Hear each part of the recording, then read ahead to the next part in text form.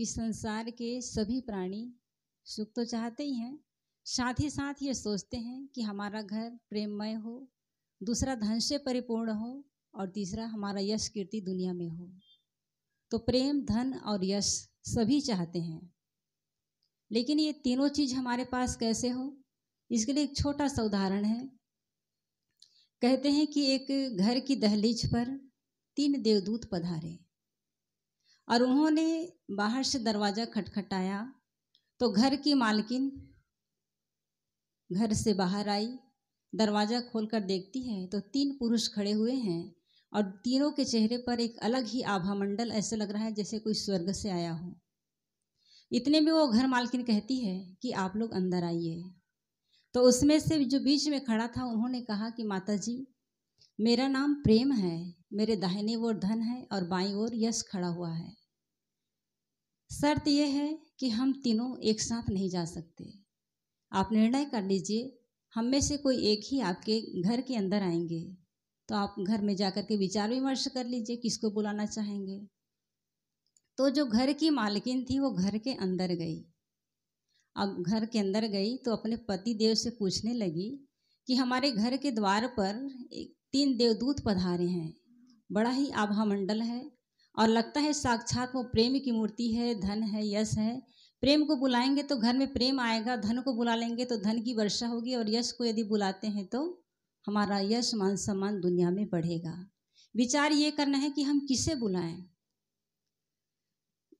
तो उसके पति देव ने कहा कि भाई धन को बुला लाओ, धन के लिए तो मारामारी है, धन के लिए लोग रात दिन एक करते हैं, यहाँ तक कि एक दूसरे को मारते काटते हैं, बाप को भी घर से बेघर कर देते हैं, भाई का हक छीनते हैं, भतीजा का हक छीनते हैं। धन ही सर्वोपरि है, क्यों ना धन को बुला लिया जाए। इतने में उनका बेटा आया और उन्होंने कहा कि माँ, धन तो आबाद है, क्या कमी है? धन की कमी नहीं है, कितना भी खर्च करो खत्म नहीं होगा, लेकिन यश होना चाहिए, हमारा नाम दुनिया में होना चाहिए। ऐसा करो, यश को बुला लाओ। इतने में उनकी बहू थी, वो कहती कि माँ, धन पहले से है और यश अपनी जगह है ही, लेकिन यदि घर में प्रेम ना हो तो वो धन और वो यश कोई काम का नहीं। अच्छा हो कि प्रेम को बुला लीजिए। तो उनकी माँ थी, वो बड़ी समझदार थी। उन्होंने ये नहीं की कि मैं बहू की बात क्यों मानूं, ये छोटी है कि हमें सीख दे रही है, ऐसा नहीं। उसके मन में था कि बहू जो कह रही है कि वो बात सच है। फिर वो बाहर गई और हाथ जोड़कर कहने लगी कि आप में से जो प्रेम है वो मेरे साथ चलें। तो प्रेम ने वही कह दिया, अपना सुना दिया, कहे कि माता जी, ये सलाह आपको जिसने भी दिया हो,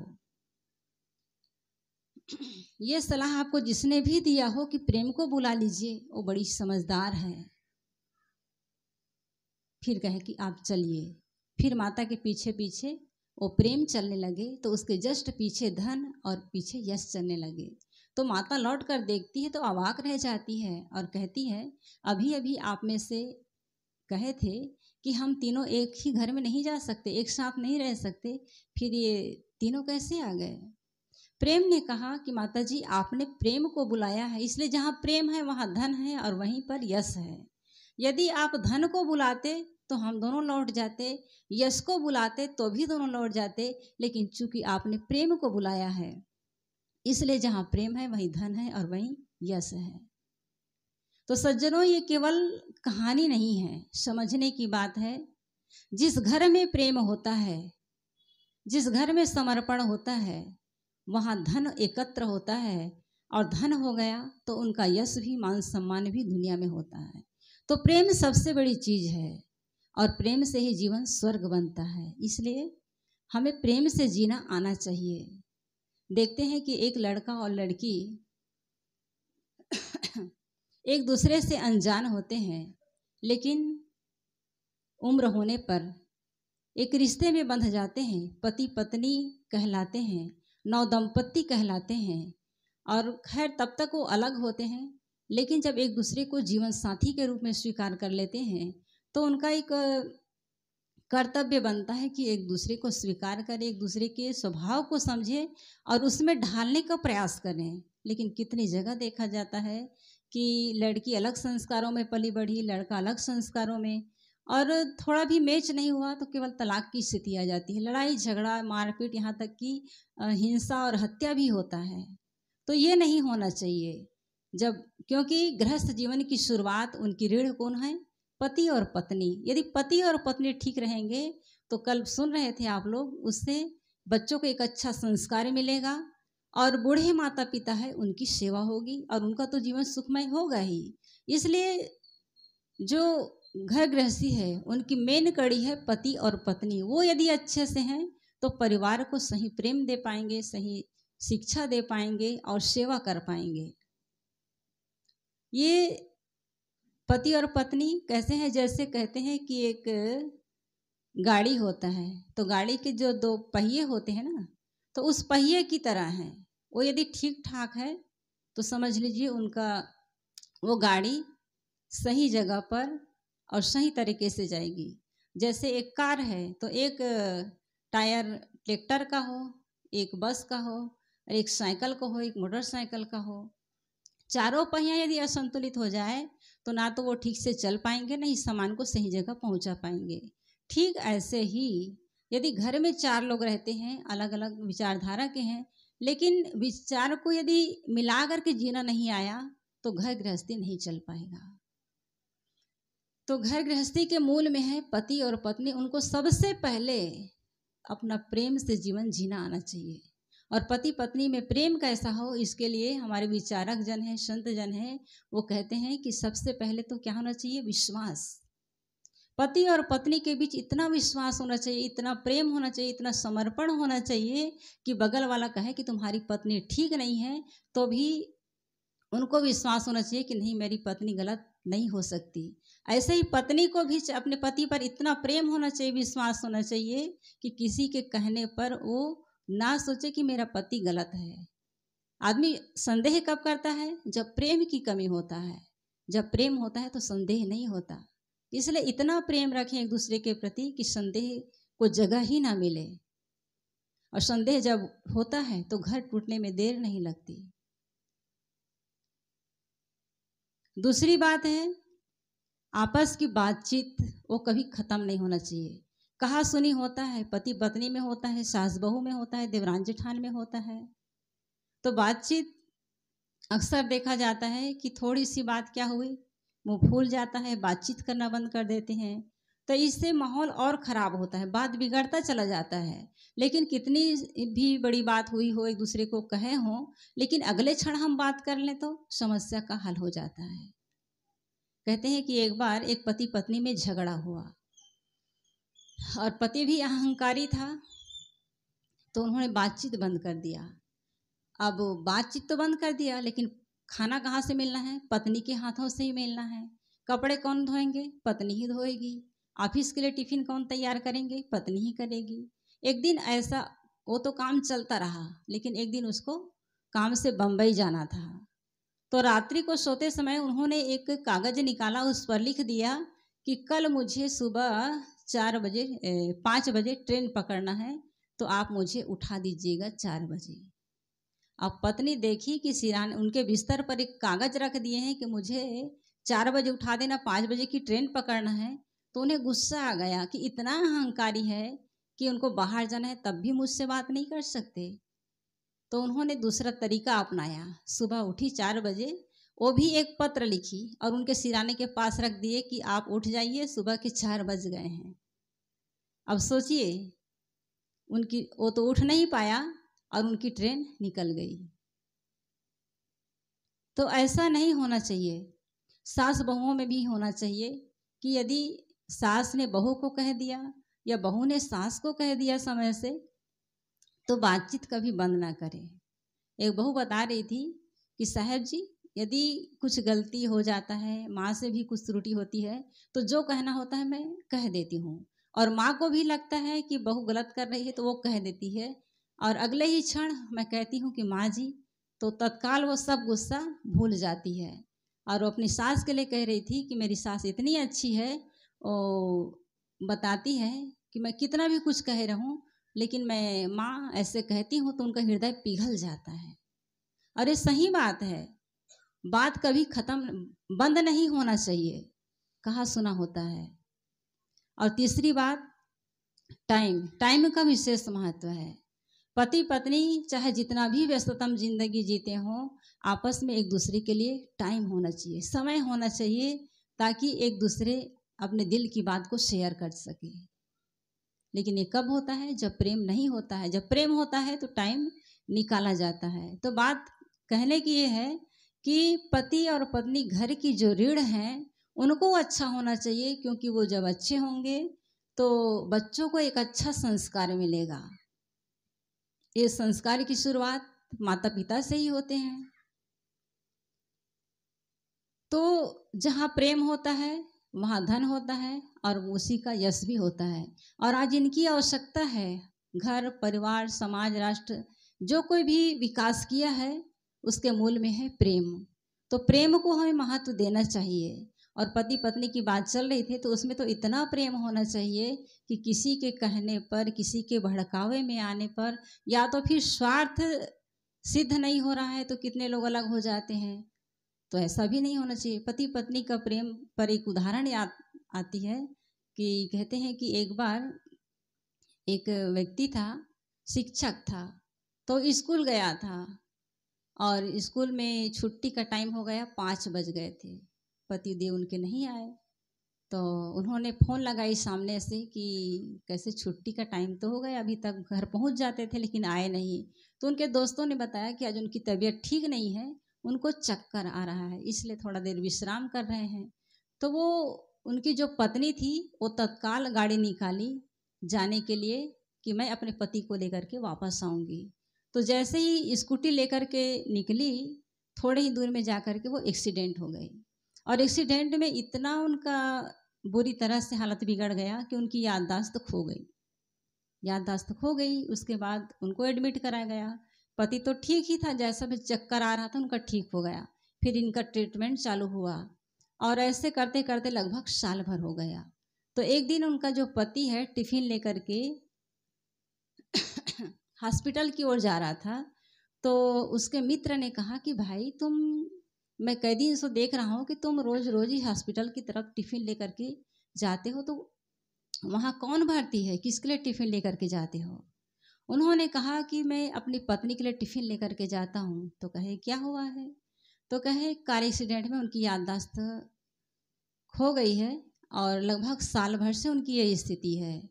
वो किसी को जानती नहीं है, ना अपने पत्नी को, ना पति को, ना बच्चे को, ना परिवार वाले को, सब कुछ भूल चुकी है। उनके दोस्त ने कहा यार आप भी गजब के हैं, जब वो सब कुछ भूल चुकी है, आपको जानते ही नहीं है, तो जाने दीजिए उसको, उसकी परवाह क्यों करते हो? जब सब कुछ भूल ही गई है तो आप भी भूल जाइए। उस व्यक्ति ने बड़े अच्छे ढंग से जवाब दिया और कहा कि भाई सचमुच मैं भूल जाता, लेकिन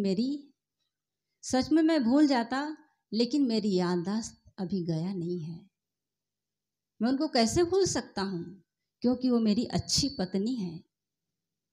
वो मेरी अच्छी सेवा करती थी, मुझे 2 अनमोल हीरे दिए हैं, मेरी परवाह करती थी। जब पता चला कि मैं बीमार हूँ तो मुझे लेने के लिए वो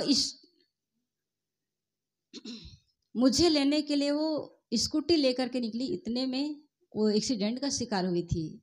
तो उन्होंने कहा कि काश मैं भूल पाता, लेकिन मेरी याददाश्त अभी गया नहीं है। कहने का मतलब है कि आपस का प्रेम यदि ऐसा है तो सचमुच आपका घर स्वर्ग बनेगा। और आपस में प्रेम है तो धन की कमी नहीं होगी। आपस में जब प्रेम नहीं होता, लड़ाई झगड़ा होता है, तब धन और यश अपने आप चला जाता है। गोस्वामी जी ने कहा है, जहाँ सुमति तहाँ संपत्ति नाना और जहाँ कुमति तहाँ विपत्ति निधाना। जहाँ सुमति है, सम्मति है, वहाँ धन है, और जहाँ कुमति है, कलह है, झगड़ा है, वहाँ अपमान है। वहाँ यश नहीं है, अपमान होता है, कलंकित होता है। इसलिए सोच समझ करके हमको जीवन जीना चाहिए।